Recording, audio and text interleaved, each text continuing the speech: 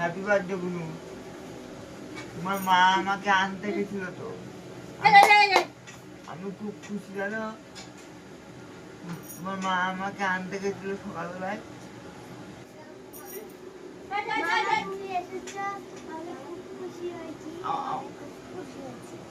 আমার তো খুব ভালো লাগছে। আসো আসো পুচকু, এই যে একটা পুচকু।